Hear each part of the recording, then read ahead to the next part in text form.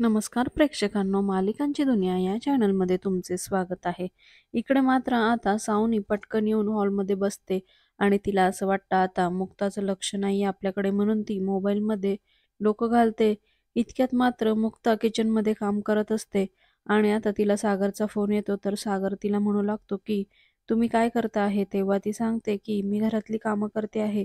तेव्हा तो म्हणतो ती कामं लगेच सोडा आणि आत्ताच्या आत्ता थिएटरला या. तेव्हा ती म्हणते कशासाठी? तर मग तो सांगतो मी मूव्हीचे तिकीट काढले आहे 2. तर तेव्हा ती म्हणते नको, आत्ता वेळ नाहीये. तुम्ही असं करा ना, तुम्ही लकी आणि मिहिरला द्या. दोघंही सिंगल आहे. त्यांचा दिवस छान जाईल. आज एवढा वेळ नाहीये माझ्याकडे. तर तेव्हा आता सागर म्हणतो, तुम्हीच नेहमी म्हणता ना कॉफी प्यायला गेलो असतो तर घरीच बनवली असती कॉफी. मी कशाला जायचं आहे? आणि आता मूव्हीचे तिकीट काढले आहे तर तुम्ही आता असं म्हणता आहे. परंतु त्याला मुक्ता समजवण्याचा प्रयत्न करते, की नाही जमणार मला आजच्या दिवस प्लीज. तर मात्र सावनी त्यांचं बोलणं ऐकत असते. इकडे मात्र सागर खूपच चिडचिड करत असतो. बरोबर आहे तुमचं. खरं तर माझंच चुकलं. तुमच्याकडे फार कामं असतात ना. तुमची अपॉइंटमेंट घ्यायला हवी मी.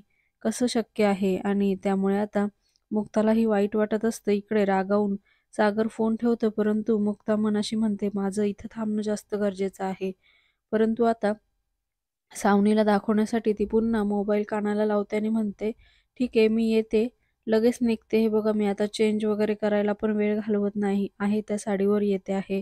आणि असं म्हणून घाईघाईने तिथून बाहेर पडते. आता मात्र सावनी त्या गोष्टीचा फायदा घेते आणि मुक्ताला जाताना बघताच ती लगेच तिच्या रूममध्ये शिरते आणि आतमध्ये गेल्यावर मनाशी विचार करते, दरवाजा लॉक नको करायला. उगाच कोणाला संशय येईल म्हणून ती पुन्हा दरवाजा थोडासा ओपन ठेवते. त्यानंतर ड्रॉवरमधल्या चाव्या काढते आणि तिथे मुक्ता आलेली असते आणि दरवाजाच्या तिथून ती सगळं बघत असते. तेवढ्यात आता मुक्ताला खात्री होते, की हे सगळं सावनीच करते आहे. तेव्हा बरोबर कपाटामधला फ्लॉवर पॉट काढून त्यामध्ये ती हात घालते आणि ती चिप काढण्याचा प्रयत्न करत असते. तेव्हा आता मुक्ता मनाशी म्हणते, "मला वाटलंच नव्हतं ही सगळं हे करेल." आणि तेवढ्यात आता तिचा हात अडकून बसतो आणि ती खूप प्रयत्न करते, परंतु तिचा हात निघत नाही.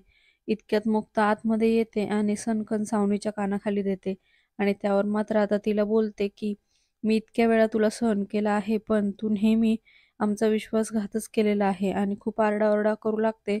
तेवढ्यात घरातले सगळेजण तिथे जमा होतात आणि काय चाललं आहे तमाशा म्हणून विचारतात. तेव्हा मुक्ता सांगू लागते, त्या अभिषेकला हीच साथ देते आहे आणि सगळं हिचंच कारस्थान आहे. असं सगळं सांगितल्यावर आता इंद्रा आणि सागर सुद्धा आता सावनीवर चिडतात. तेव्हा मात्र मुक्ता तिच्यावर अजून आरोप करू लागते आणि तेव्हा आता घरातल्या सगळ्यांना तिचं म्हणणं पटू लागतं. त्यामुळे आता इंद्रा म्हणते, "हिने केलंय का सगळं? मग आता आत्ताच्या आत्ता हिला घराच्या बाहेर हाकलायला हवं." आणि आता कोमल सुद्धा मुक्ताच्या जवळ जाऊन रडू लागते, कारण तिला आता मुक्ताचं म्हणणं पटू लागतं. इकडे मात्र मुक्ता सगळं काही आता सावनीवर टाकते, कारण सावनीच यामागे आहे असं ती सगळ्यांना सांगत असते. आणि इकडे आता घरातील सगळेच जण सावनीला खूप बोलतात. तुला या घरामध्ये आम्ही सहारा देऊन खूपच मोठी चूक केली आहे आणि हिची लायकीच नाही घरात राहण्याची, असं म्हणून आता तिला ओढत ओढत घराच्या बाहेर ढकलतात आणि मुक्ता मात्र आता दरवाजा लावून घेते. दुसरीकडे बाहेर आल्यावर मात्र आता सावनी खूपच रडायला आलेली असते आणि तेवढ्यातच आता दरवाजा लावला व सावनीचे खाडकन डोळे उघडतात आणि ते सावनीचं स्वप्न असतं.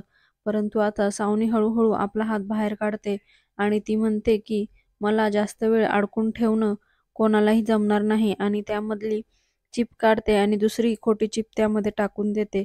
त्यानंतर आता मी सगळे पुरावे काढून घेतले आहे. मुक्ता आता बघू तू कशी काय पुरावा सिद्ध करते. तेव्हा मात्र आता मुक्ता हा सगळा तमाशा बाहेरनं बघतच असते आणि इकडे सावनी मात्र खूप खुश असते, कारण तिने तिचं काम केलं असतं असं तिला वाटतं. म्हणून ती चिप घेऊन तिथून जाणारच असते. तेवढ्यातच मुक्ता आत शिरते आणि आता मुक्ताला बघितल्यावर सावनी प्रचंड घाबरते. मुक्ता तिला विचारते, "काय हो तुम्ही माझ्या रूममध्ये काय करता आहे?" तेव्हा ती म्हणते, "अगं मला ना तेल हवं होतं तर ते तेल घ्यायला आले होते मी." तर ती म्हणते, "हो का?" मग तेव्हा ती म्हणते, "घेतलं का?" म्हटलं, "नाही अहो घेणार होते, पण काय झालं मला असं वाटलं की कोणाच्या रूममधली वस्तू अशी न विचारता नको घ्यायला, म्हणून तू नव्हती तर नाही घेतली." तर लगेचच मुक्ता म्हणते, "हो, हे बरोबर आहे तुमचं." आणि तेव्हा ती स्वतः तेलाची बॉटल आता सावनीला आणून देते आणि ती म्हणते, ठीक आहे, हे घ्या आणि त्यानंतर आता सावनी जाऊ लागते तर मुक्ता तिला पुन्हा थांबवते. त्यामुळे सावनी पुन्हा एकदा घाबरते. तेव्हा मुक्ता म्हणते, "मला तुमची मदत हवी आहे." तर ती म्हणते, "हो, करते ना. कशाची मदत?" तर तेव्हा ती म्हणते, "किचनमध्ये." तर ती होकार देते. मग म्हणते, "चला आता जाऊया किचनमध्ये." किचनमध्ये गेल्यावर मात्र आता मुक्ता तिच्याकडे पाटा वरवंटा देते आणि तिला म्हणू लागते, "ते ना आईंनी सांगितलं होतं, की त्यामध्ये पापलेटमध्ये मसाला भरायचा आहे आणि त्याच्यामध्ये खोबरं टाकायचं आहे" आणि अजून काही-काही सांगू लागते. पण सगळं इंद्राच्या भाषेमध्येच बोलू लागते. त्यामुळे आता दोघींना पण खूप हसू येतं. कारण आता ती तिची भाषा बोलत असते. तेव्हा ती म्हणते, "मग तुम्हाला जमेल ना अशी चटणी करायला?" तर ती म्हणते, "हो, जमेल ना, पण ह्याच्यात करायची काय गरज आहे? मी मिक्सरमध्ये करते." तर मुक्ता म्हणते, "अगं, अहो नाही ते जरा बिघडलंय ह्यातच करावे लागेल." तर मग आता सावनी मनाशी म्हणते, "कशाला उगाच मी हो म्हटले काय माहिती आता नाही पण म्हणता येणार नाही." आणि आता ती त्या पाट्या वरवंट्यावर चटणी करू लागते आणि मनाशी म्हणते, "हिचीच चटणी करावी असं वाटतं."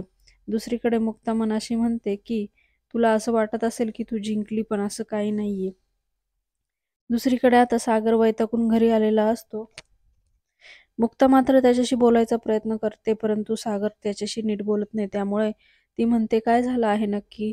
नाराज आहात का?" तेव्हा मात्र आता सागर तिला पिक्चरची तिकीटं काढून देतो आणि तिच्यासमोर फाडून टाकतो.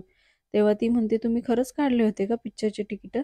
त्यावर आता सागर अजून चिडतो, "नाही हो, मी आधी खोटं-खोटं काढत होतो. मग ते खोटं-खोटं काही निघालेच नाही म्हणून म्हटलं आता खरंच काढतो." आणि अजूनच चिडू लागतो. इतक्यात मात्र मुक्ताला फारच हसू येतं. तेव्हा ती सागरची पुन्हा माफी मागू लागते. परंतु इकडे सागर खूपच चिडचिड करतो. खूप बोलतो तिला, "बरोबर आहे, तुमच्याकडे खूप काम आहे. माझंच चुकलं खरं. मी तर आधी तुमची अपॉइंटमेंट घ्यायला हवी होती.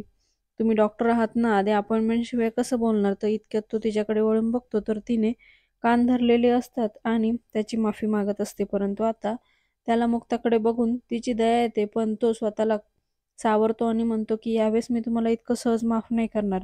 आणि मग ती म्हणते, "मग तुम्ही सांगा कशी माफी मागायची?" मग आता तो दरवाजा लावतो आणि आता तो मुक्ताला म्हणतो, "आता मी सांगतो तुम्हाला कशी माफी मागायची." आणि हळू तो आता मुक्ताच्या जवळ जाऊ लागतो. इकडे मात्र मुक्ता ही त्याच्याकडे बघत असते.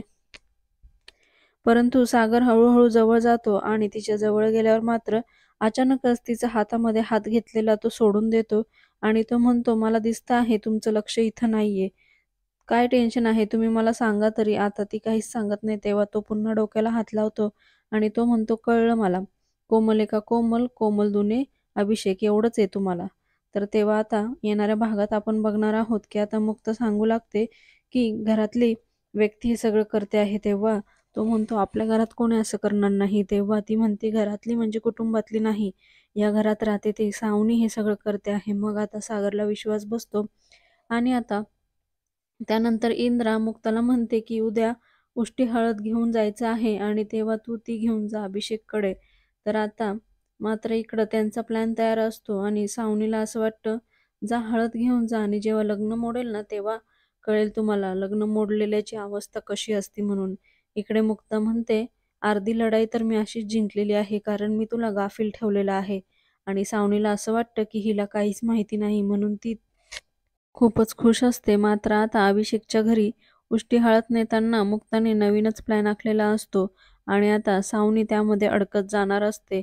इकडे मात्र येणाऱ्या भागात आपल्याला बघायला मिळणार आहे, की वेळेवर जरी अभिषेकने लग्न मोडलेलं असतं, तरीसुद्धा आता मुक्ता मात्र मिहीरला लग्नासाठी तयार करणार आहे आणि लवकरच मिहीर आणि कोमलचं लग्न होणार आहे. हे आपल्याला येणाऱ्या भागामध्ये बघायला मिळणार आहे. मालिकेच्या अशाच नवनवीन भागांसाठी आपल्या चॅनलला नक्की सबस्क्राईब करा.